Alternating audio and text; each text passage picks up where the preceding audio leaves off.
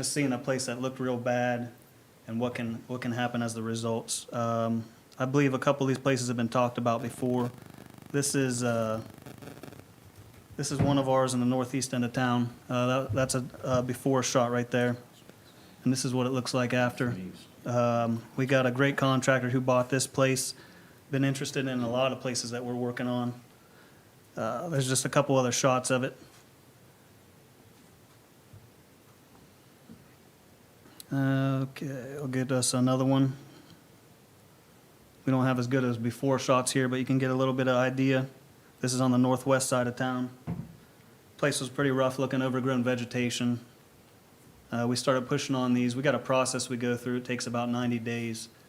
These last two properties got close to the 90-day mark, and the property owner decided to sell them. And then this is what the person who bought it's done to it so far.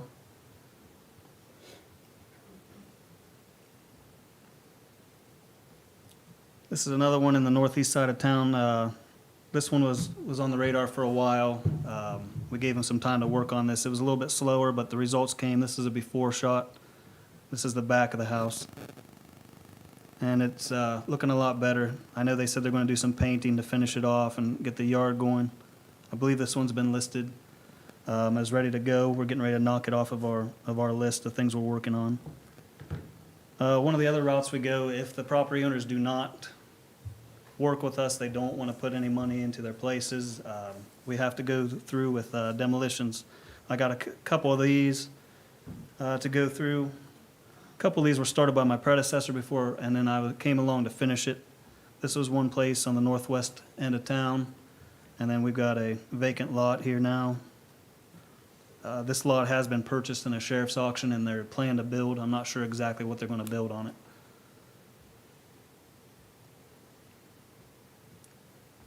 This is a place we dealt with for quite a while with this property owner. It was in rough shape,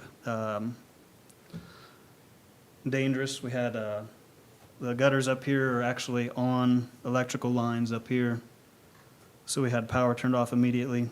That's the end result of it there.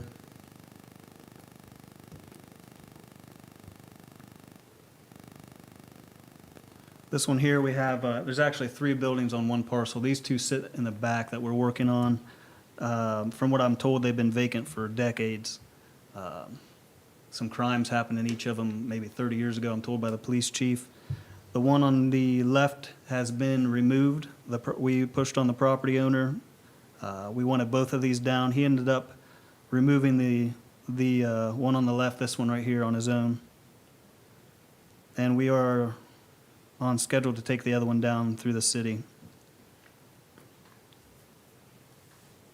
I just got a couple more. It's the same results here. This is actually a city building across from the water treatment plant next to the Joy. It was in rough shape. The service director asked me to get a hold of the contractor, see what they would, we're cleaning up the town. Let's not have some of our own stuff sitting around looking like that. And now we have a vacant lot.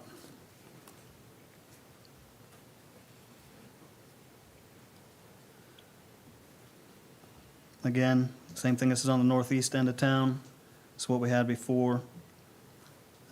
This is another one that, after it was demolished, it went to sheriff's auction and has been purchased. With these that go to sheriff's auction, we have liens on the properties on some of them that the city will front the money for demolition costs. And once they sell in sheriff's auction, that lien money has came back to us. Every one that I've seen so far, the city has recouped their money on. Again, more of the same, really overgrown vegetation, just neglected properties. After the demolition, we got a vacant lot again.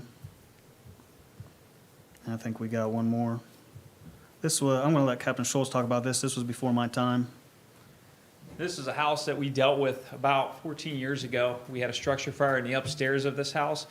It was a vacant house. It looks like there was a bunch of homeless and vagrants in there. When we fought the fire, it was noticed that in the basement the water was waist deep, and we had a hot water tank floating on its side. What the homeless were doing is they call urban mining. They opened up all the walls, pulled all the copper wiring out, all the copper pipes, and they recycled it. Upstairs, we believe the fire was either started, it could have been intentional, but we believe it was probably started by them cooking meth up there. On the first floor, there was IV syringes all over the place. They've been doing heroin down there. There was also meth pipes, stuff like that. There was human excrement all through the downstairs of it. We were able to use our International Property Maintenance Code, and we had to really work pretty hard on getting this house taken down, and the property ended up being sold. This is kind of a story that keeps repeating for Josh and I. We go into a lot of houses, some of them that have been vacated for decades, and the doors are wide open, and we get called by neighbors because they see teenagers in there. They'll have one house that he had up there had middle school kids that were in there playing, and it was so dangerous. We were afraid to step a foot into the door because the floor was giving out and the house was caving in on itself. So this is something we see a lot of. I believe we've had about 7 or 8 houses last year tore down, and like 7 or 8 were flipped. That's the ones that we've had big results on. This year we're probably slated to do at least that much easy, if not more. We've got a whole lot of properties we're working on. We're working about, we got about 22 on our list right now, at different stages of the process. Some we've applied for as a city to the state came out with it's called a Building Demolition and Site Revitalization. It's through the Ohio Department of Development. They gave each of Ohio's 88 counties $500,000 for this kind of stuff. So it's not just us that's dealing with it, and we're thankful for the state to provide this kind of funds. As soon as we get the green light from those funding, we got a couple more that's going to come down. We also have a couple other sites we're dealing with that will be more noticeable. I mean, the Puritan Car Wash, for example, we keep getting complaints in the office about it. That parcel of land has now been donated to the city, and we will be taking that building down. We just have to do some extra steps with it because the soil is contaminated. So we have to apply for what's called a brownfield remediation grant. But that's in the process now, and that'll be I think one that everyone's going to be thankful for, not only for just the way an eyesore, but it's kind of a traffic hindrance, if everybody knows what I mean. I think the last thing I would like to add is we've been using International Property Maintenance Code for probably, I've been using it for 15 months. They were using it well before me, and they had a lot of positive results before that. But Josh has been working very closely with the law director, and we got way more tools in a toolbox now because they've started actually going into our actual ordinances we've had. They're brushing them up. They're making them stronger. They've added a couple of other tools as far as being able to get administrative warrants to go into some of these houses, and there's some other ordinances they were able to clean up to where we can use a lot more of our local ordinances to take care of these. That's right. I believe the law director spoke at the last meeting about the tools like Captain Schultz just did, and it's been a lot of background work getting myself caught up on these things and then getting these things in motion, and I think we're there now. And I think over a short period of time, you guys are going to start seeing a lot of improvements around the town with this kind of stuff. So I'm going to leave it at that unless you got anything else to add. Nope. Yes, sir.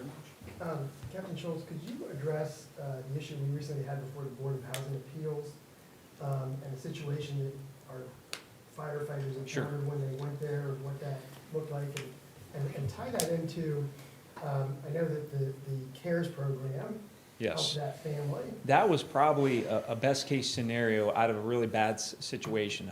We were called to service at an address in the city for a medical emergency. We handled the medical emergency. While the firefighters were in there, they witnessed a house that was practically falling in on itself. The floor was dipping in places 7 inches. It looked like carpet was the only thing holding up parts of the floor. They called me at home and told me it was an issue, and I went to the residents from the outside. It was dilapidated, but didn't look too bad. The renters allowed me to come in and look. As I got in, the floor was, I was afraid it was going to cave in as I was walking across it. The floor was very, very weak. I immediately called Josh. Josh came right over. We surveyed the whole entire building. I went in the basement and saw extreme structural damage, and we had a lot of fire hazards also. We took, I think, 67 photos. We more or less built a case for the house needed tore down. But we have a problem is people are living in the house. So with our CARES program with Paula, she's a gem, I'm telling you. She was able to come in, start working with the people to find them a place to live. They got temporary housing through a family member. She's working on getting them hooked up with Metro Housing to get them in a safer living environment. And then while they're managed, Josh and I are able to do the hard work of now we got to work on getting the building tore down. Josh, I believe you used local ordinance to address that? One of the newer tools, yeah, we got the housing code of local ordinances through our codified ordinances. Part of that is having a housing appeals board, which was recently set up, and we've been able to use that with that particular house that actually got appealed and ended up having a great result. After the hearing, the property owner just decided that maybe he should just tear it down on his own. So we're going to work with him on setting him up with contractors and get that place removed. Like Captain Schultz said, that place, I mean, the one room had 7 inches. The floor was off of where it was supposed to be, and they had children in the house and everything. So it was just a bad situation. And that's part of the reason that it's great to get into these places, because driving by the street, it may not be pretty, but some of these places, you don't realize what's inside till we get inside. So that was a perfect example for that. Any questions? Yeah. In that case that you just described was a rental property and very deplorable conditions that you explained. What can be done to a landlord that allows people to live in conditions like that or rents out a property like that? I can only speak of this instance because of what we found. I have found in other instances, situations, and we don't ignore them. We contact a landlord, we tell them what is wrong, we tell them what needs to be done to fix it, and immediately. And the most important thing is after we tell them, we follow it up with paperwork stating the same, and then a whole lot of follow-up. They need to know that we're coming back, and we're going to be asking a lot of questions, and we're going to make sure things were done. In this instance, Josh and I both were able to work on this case to get it moving the right direction, and we were lucky to have Paula to take care of, because the hardest thing you do with a place that someone's living in is tell them, you got to leave your house now. Where are you going to go? Well, Paula's got so many resources that she's able to get them in a safe place. And then Josh and I got a lot of work to do after that, and it's something that's complicated. I can't tell you in 5 minutes, but when you see us tear down a house, there's weeks and weeks and weeks worth of work on one house, and we have 22 open cases right now, and we clear about two a month, and we probably, when we clear one or two more are right behind them jumping it. Well, I'm kind of guessing that that's not the only landlord in the community that permits that. Is there some way that we legally hold the landlord liable? Or, the property owner in this case who rents out their property? That's a really good question, Councilwoman Ramos. When they encountered this, Captain Schultz immediately contacted me, said, we got an emergency situation here, what can we do? And we went to, and this is a great example of everybody working together, with Josh using the housing code, Captain Schultz using his resources, the CARES program using their resources, and I authorized an actual emergency tear down. Under the Ohio Revised Code, we don't have to give, in these types of circumstances, even 30 days notice. So this was one where we authorized an emergency tear down. That's where you're gonna get the landlord, okay? The landlord's either gonna lose his property, or he's gonna fix it up, and it's gonna cost an extraordinary amount of money. This one was so shot with termites and everything else, and it was in such bad shape. I'm very thankful for the CARES program because we were able to relocate those people out of the home into a safe environment. And the penalty for the landlord is they're gonna lose their property. They're gonna lose their property, they're gonna lose their rent income. And in this instance, the landlord actually filed appeal with the Housing Board of Appeals, which I prosecuted.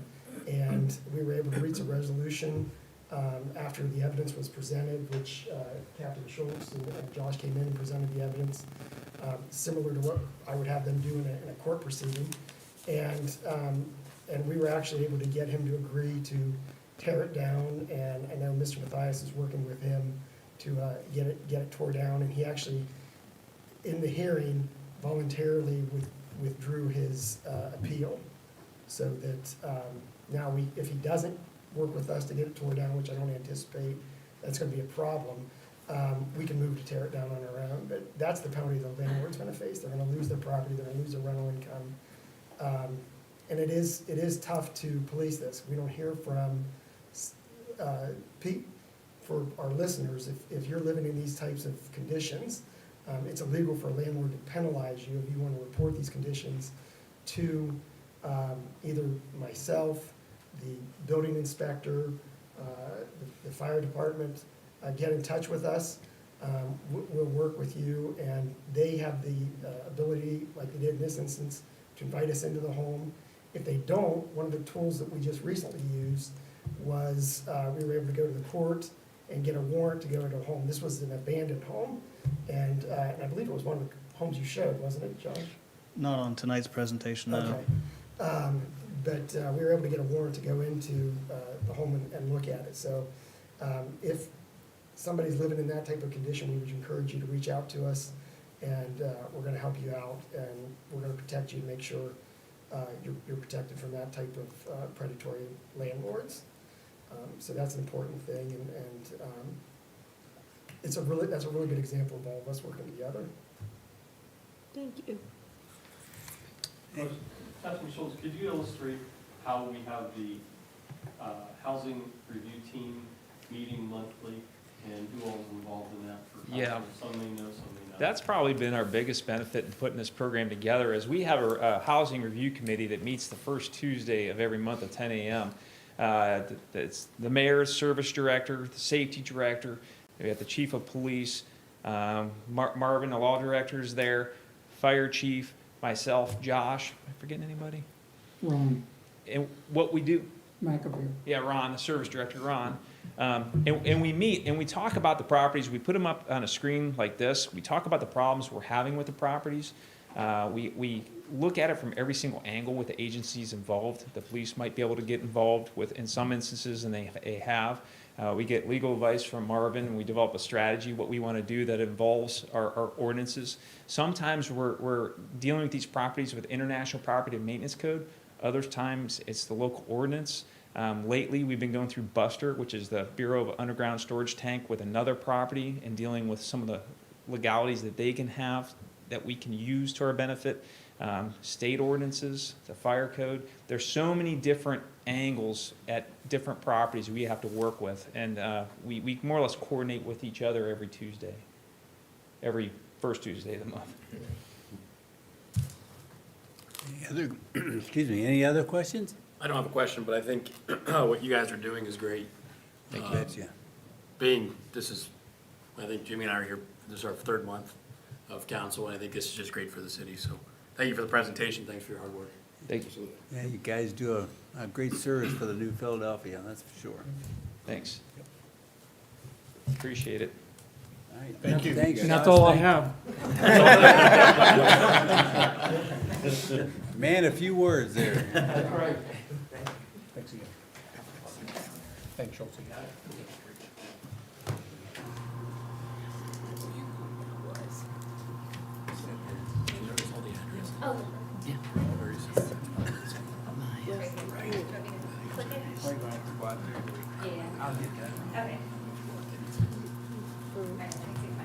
Been back for this guy. Been like a million storm lump. There he goes. There he goes. Good job. Far gone. All right, we're back. Move on to the auditor's report. Beth is not with us this evening. Treasury report, Mr. Gerber. No report, sir. All right. Moving on to law director, Mr. Fate. Thank you. I just want to thank Captain Schultz and Mr. Matthias for what they presented here. I think between what I talked about last week and what you saw today, this has all been largely through the leadership of the mayor, who made this a priority when he ran for office, going after these properties. And like I said, you heard Captain Schultz talk about the tools we're using. And we've got the International Property Maintenance Code, we've got the Fire Code, we've got the Building and Housing Code. And it's what I like to call the doctrine of overwhelming force. We come after these people with every tool in our toolbox, so that if I have to prosecute this case in a court of law, they're not gonna win. We've got experts that are gonna take the witness stand, and we've got a solid case. And we haven't had to do that. We did have our Housing Board of Appeals, but like I said, once that was presented, the gentleman withdrew his appeal. I also wanted to address what I talked about earlier with regards to Councilwoman May's comments. If you're applying for a liquor license, and because we have the ability to object as a council, I would encourage you to come to council, reach out to preferably the administration, to let them know what your plans are. The mayor may invite you to come in and talk about what you want to do here. This might, the one we discussed earlier, I was thinking after we did it, this might just be a case where he's a real estate owner that wants to make this property more attractive to somebody coming in there. And I can tell you that the mayor, the administration is very forward-looking. We want businesses in our downtown area.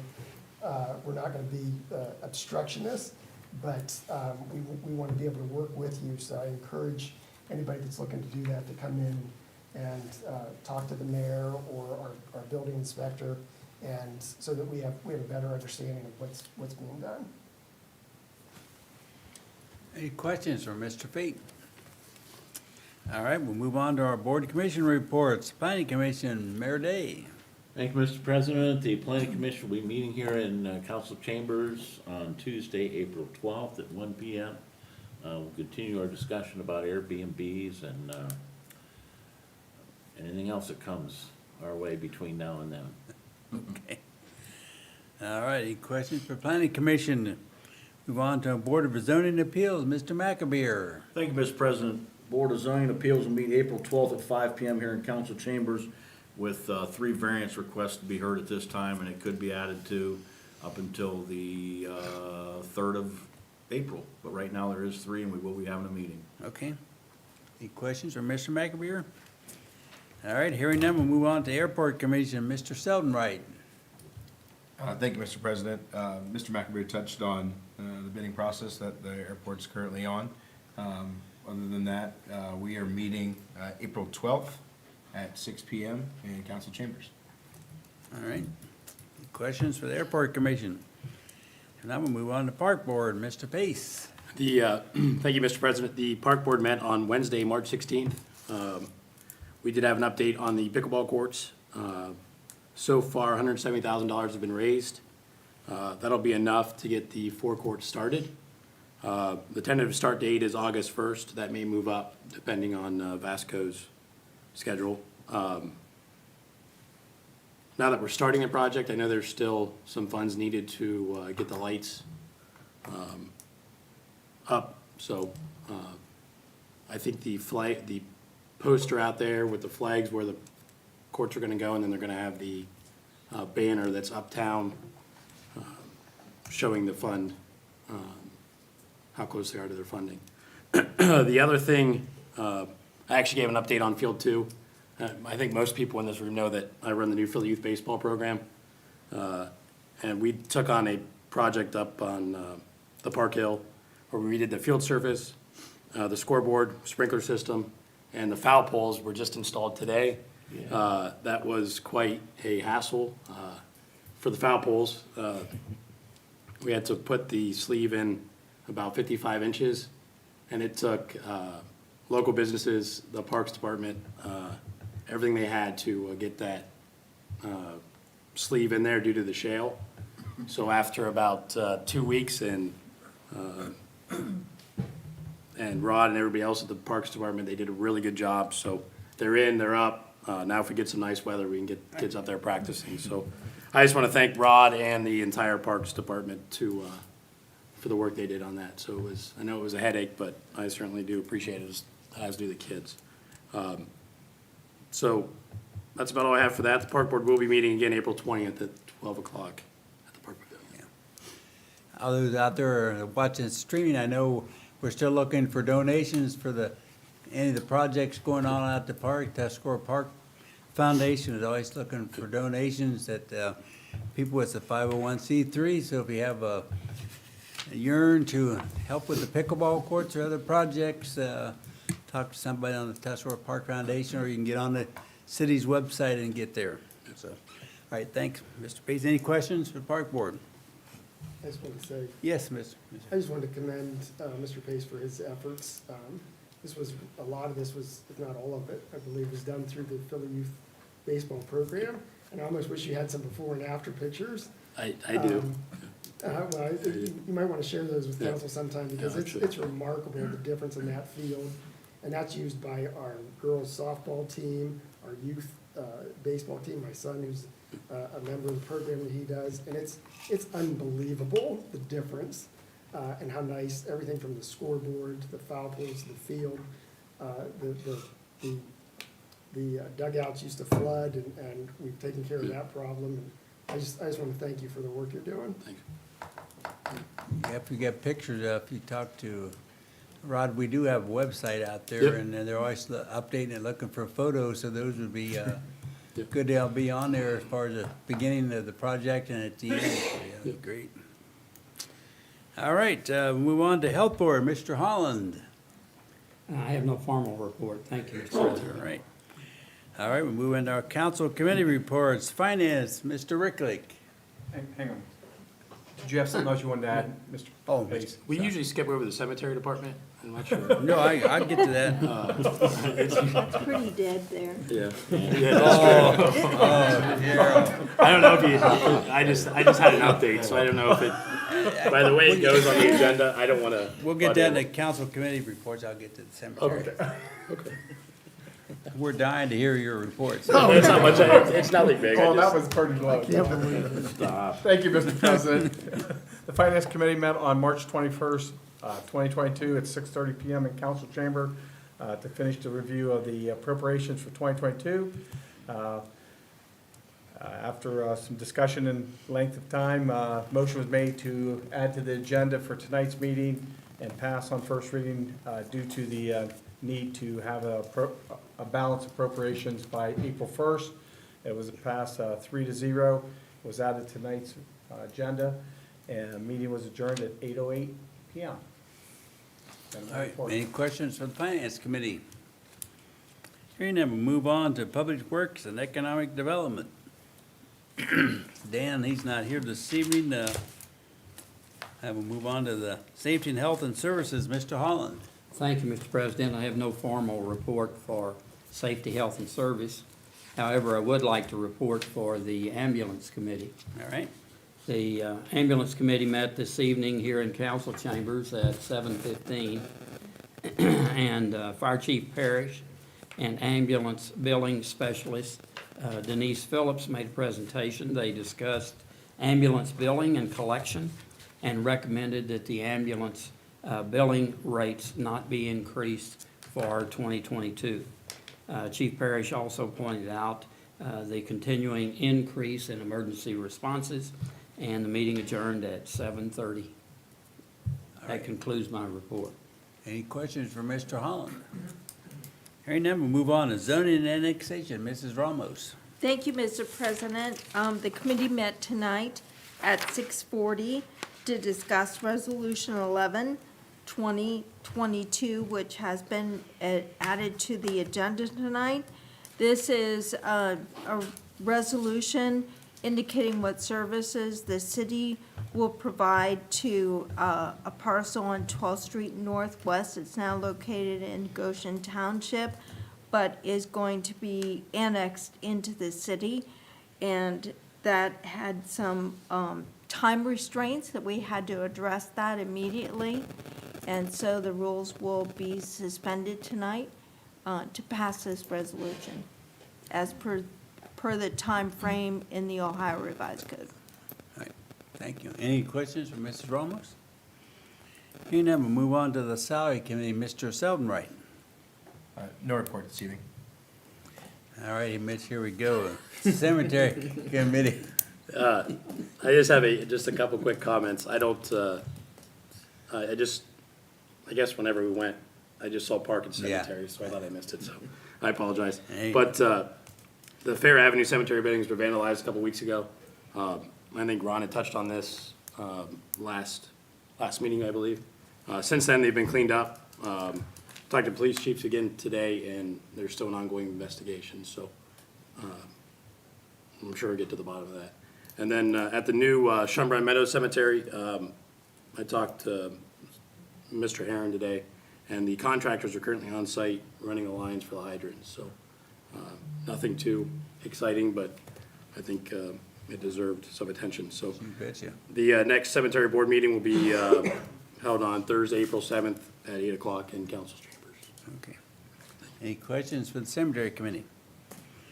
If not, we'll move on to Mrs. May, Contact and Special Committee. Thank you, Mr. President. The committee met this evening at 7 o'clock to discuss the liquor license, D5 license for 112 Fair Avenue Northeast. There were no issues with the police chief, and the only issue really was that they hadn't already applied for a food service license. After discussion with the law director, he indicated that it wasn't necessary for them to have a food license first, and so we really had no objection that we could state or turn it to the liquor board. So Mr. Southernright made a motion to add a voice vote during my report, and Ms. Ramos seconded it. So at this time, I'll ask the clerk to call roll. Yes, Julie. Mr. Holland, Are we voting for you're, moving forward on the liquor license? Yes. No. Mrs. May, Yes. Mr. Pace, Yes. Mrs. Ramos, Yes. Mr. Ricklick, Yes. Mr. Seldenwright. Yes. All right, thank you. Motion passed. That concludes my report. All right. All right, at this time we're open for visitors' comments. The floor is now open. Anyone wishing to address council should rise, state their name and address, and address all comments to the chair. Do we have anybody that wishes to address council this evening? Yes, sir. I'm Paul Weitzel from 3616 Krugler Run Road, New Philadelphia, Ohio. All right, Paul. And Mr. Mayor, Mr. President, and City Council members, I feel like I've come to your meeting to speak to what I think the silent majority would like you to know. Number one, we're coming into a season when it's time to repair the potholes that have occurred around our harsh winter weather. After that, we hope you have funds earmarked for repaving many of our city streets. Number two, we have a street in the city that was formerly Route 21, now known as 16th Street. This is a very old street. Until IS 77 came to be,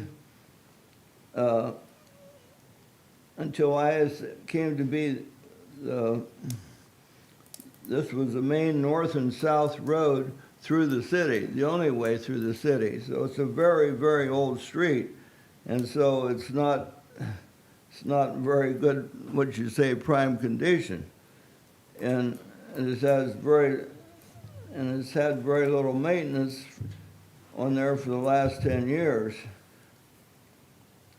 Right now, we have a water problem on that street where the berm is 6 to 8 inches above the road, and so the water won't run off. I think it'd be good if the Times reporter would take a picture of that after a heavy rain and let the people know what it really looks like there, because it's not very pretty.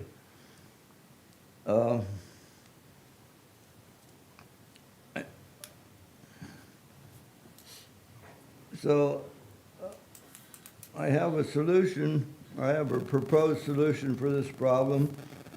If the city will contact my good friend Joe Bachman, I think he would know how to remedy this situation. I think he would do a good job for the city if you just hire him to handle this problem. Number 3, we have a blight problem, which we've already seen some of the rundown houses here tonight that are in the city. And so that, it's,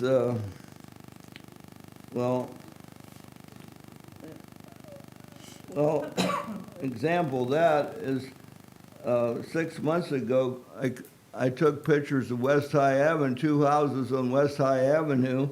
I brought it to council, and they were still the same as they was 6 months ago. So no action is being taken on some of these bad-looking houses. Then you have this old laundry building. It's been vacant for 35, 40 years, and that should have come down a long time ago. It's still there. That's just one of the places that needs to come down. And I noticed some of the other cities in our area here are doing demolition of properties that need to come down.